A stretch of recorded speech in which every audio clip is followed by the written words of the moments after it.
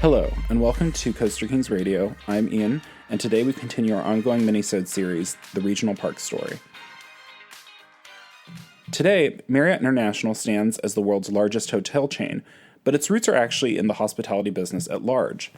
The corporation can be traced to 1927, when John Willard Marriott and his wife Alice opened a root beer stand in Washington, D.C. Eventually, the couple decided to sell foods and named their new restaurants Hot Shops. The chain quickly grew in popularity throughout the D.C. metro. In 1957, they would acquire their first hotel, and as they began to expand into the hotel business, the company was renamed from Hot Shops Incorporated to the Marriott Corporation in 1967. It was in the midst of this expansion and diversification that plans were developed to open a chain of theme parks. As has been mentioned before, the 1976 bicentennial proved irresistible cannon fodder for theme park designers. And what better place to celebrate that than in Marriott's home of Washington, D.C., an area which, as Taft and Bush had also discovered, was underserved by a theme park. Two additional metro areas were identified as viable: the Chicago-Milwaukee region and the San Francisco Bay Area. The suburb of Gurnee, Illinois, located around an hour from both Chicago and Milwaukee, was chosen for the Midwestern Park, while the orchard town of Santa Clara, California, located an hour south of San Francisco, was chosen for the California Park. Locations in both Maryland and Virginia were proposed for the D.C. Park, but local opposition eventually resulted in the cancellation of the park in the market it was originally conceived for. A story that would repeat itself when Michael Eisner sought to build Disney's America in the same region 20 years later. It's worth noting that Marriott was far from the hospitality juggernaut we know now, and while certainly an established company, what they were proposing was not only unprecedented, but a significant risk. The company proposed 3 nearly identical theme parks to be named Marriott's Great America. The design would be led by Randall Dewell & Associates, who saw this as his most ambitious and most loop-like layout to date.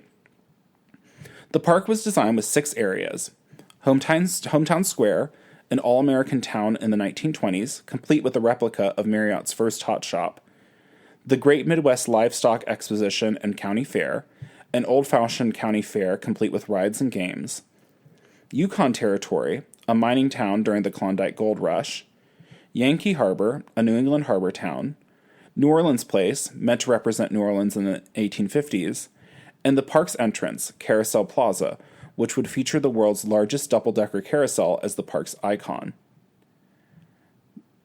These lands were arranged in a clear circular shape, allowing for a maintenance, employee, and auxiliary buildings to be placed right in the center of the park. Dewell's design also allows for a full-size maintenance road to run straight through the parks. Dewell created essentially a budget-friendly version of Walt Disney World's infamous tunnel system. Dewell's design was also accommodating to expansion and redevelopment. In most parks, auxiliary buildings are built on the outskirts, which means that these buildings often stand in the way of park expansion. Not in the case of Great America, where this backstage area is at the heart of the park, and in both Great Americas, often those buildings have remained the same since 1976. The design work Dewell did for the Marriott parks remains amazing. The consistent styling between the themed areas allows for cohesiveness throughout the parks, and covered bridges were used to divide multiple areas, allowing for that maintenance road to exit the core of the park seamlessly. The park also was designed with numerous water features and an earthen railroad berm, which was used to create a sense of natural landscape, despite the parks not being designed for their specific locations. The rides that Marriott and Dewell integrated into the park were also state-of-the-art. The park was designed with 2 large-scale steel coasters on its right side. One of Aero's first custom loopers, the turn of the century, graced the park's county fair area, and the spiraling Schwarzkopf jumbo jet Willard's Whizzer was located in Hometown Square. With these 2 coasters, Marriott had top-of-the-line models from the 2 major steel coaster manufacturers of the era. The park's design balanced these coasters with an impressive pair of interlocking Aero flumes on the park's left side, the Yankee Clipper Hydro flume for Yankee Harbor, and the Loggers Run log flume for Yukon Territory. For transportation, the park was designed with a narrow-gauge railroad encircling the park, although rather brilliantly, Dewell chose to locate the Carousel Plaza and part of New Orleans Place outside of the berm, making for some wonderful landscaping and trestle bridges within the park. a trolley connecting Hometown Square to New Orleans Place, and a Von Roll Skyride from New Orleans Place to County Fair, which ran the length of that maintenance corridor. Quite brilliant, since guests would have to basically crane their necks to look directly down and see the backstage area, and instead look outward and see the panoramic views of the themed park. The park's ride lineup was rounded out by a robust collection of flat rides, most notably the Columbia Double-Decker Carousel and Skywhirl Triple Ferris Wheel, an antique era car ride, actually 2 for the Illinois park, and kiddie rides integrated throughout the park's various lands. Notably missing was an expensive dark ride, and by this point it had become clear that rides were what worked at regional parks, and Marriott made up for this with a robust lineup of live entertainment. As a final cherry on top, Marriott acquired the rights to the Looney Tunes characters, including Bugs Bunny, giving them the most iconic theme park mascot since Mickey Mouse, complete with felt hats sporting bunny ears instead of mouse ears. The agreeable Northern California climate meant the California Park was the first to open, holding its grand opening on March 20th of 1976, with the Illinois Park opening 2 months later on May 29th. Marriott's strong hospitality background was proven when both parks had successful first season, and the expansion soon followed. In 1977, they would bring the Schwarzkopf Shuttle Loop Tidal Wave to the Santa Clara Park, while Gurney would get a set of flat rides, the Skytrek Intimate Observation Tower, and an additional Von Roll Skyride, the Southern Cross. 78 came with the tidal wave for the Gurney Park and the California's first IMAX theater, the Victorian, for the Santa Clara Park. And this back and forth of development would continue with a Sky Tower for Santa Clara in 1979 and an IMAX theater for Gurney in 79. It was clear, even in the design phase, that the Illinois Park would have a higher need for attractions and capacity, but the twin nature of the parks allowed ideas to be developed for both parks, tested in one park and brought to the other, or simply just for one. Marriott had obviously thought about park expansion within their parks' designs. In 1980, both parks would debut a clever remodel of their turn-of-the-century Aero custom corkscrews into the Demon, one of the first coasters to have 4 inversions. Aero would come in and replace the ride's initial airtimes hills with back-to-back vertical loops. Something Marriott excelled at was marketing for their parks. The tidal wave was a viral phenomenon in Northern California, with "I survived the tidal wave" being a slogan remembered fondly by many Bay Area natives. The Demon's marketing was so effective that the park actually received protests for the coaster's demonic theme. Marriott also utilized top-of-the-line commercial musicians and developed a whole slew of memorable music for the parks, which included the Carousel song and the now-beloved Demon song. Notable additions after the Demon include American Eagle, a record-breaking double-tracked wooden coaster which opened in Gurney in 1981, The Edge, a first-generation Intamin freefall ride which opened in 1982 in Illinois and 83 in Santa Clara, California, and the Intamin Roaring Rapids ride to Gurney in 1983. By 1983, Marriott was losing interest in the project. While profitable, the parks took a significant amount of management, and the numbers weren't especially impressive. It was decided that it would be better to sell the parks and refocus on the corporation's core business of hospitality. Bally Manufacturing, which was the parent of Six Flags, purchased Gurney Park in 1983, rebranding the park as Six Flags Great America in 1984. The land in Santa Clara had always been more valuable, and a developer was quick to offer to buy the park and redevelop it to homes.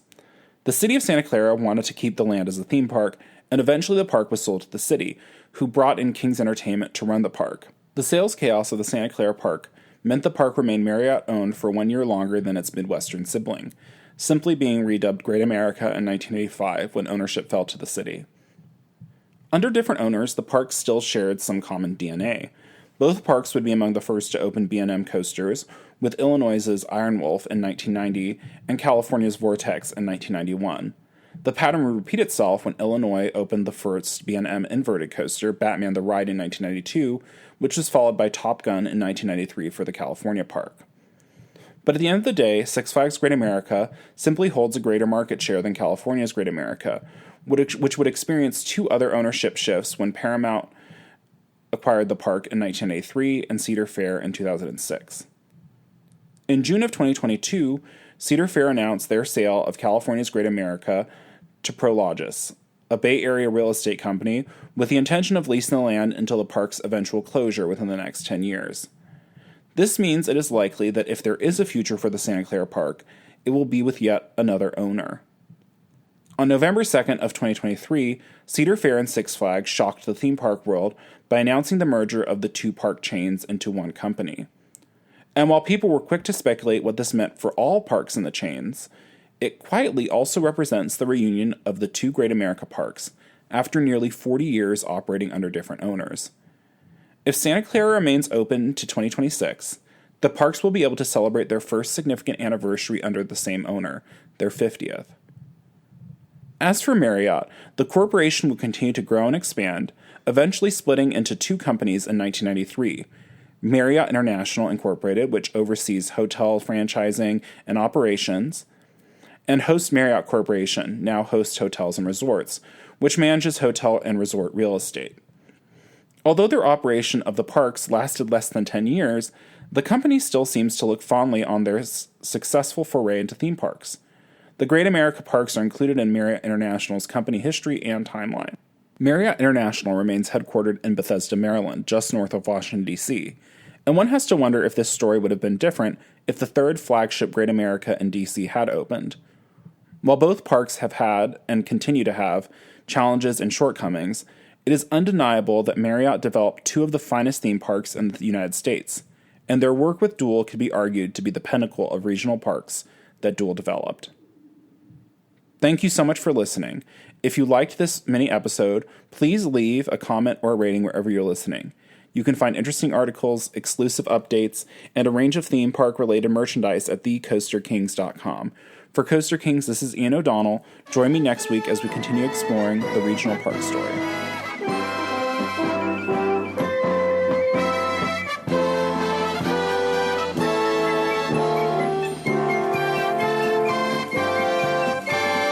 Marriott, Great America. Marriott, Great America. Where history lives in song and dance. There's mystery, fun, and romance. It's all at Marriott, Great America. Happy days are here to stay. The brightest star in the USA is Great America. Take a stroll with your girl in our hometown square. See Yankee Harbor and New Orleans.